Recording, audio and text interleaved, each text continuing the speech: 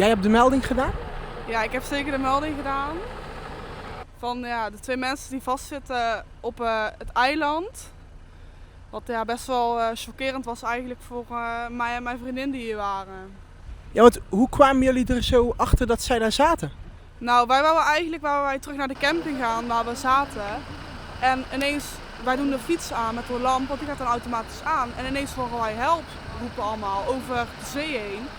Dus daar schrokken wij heel erg van. Dus wij begonnen met onze lichten knipperen.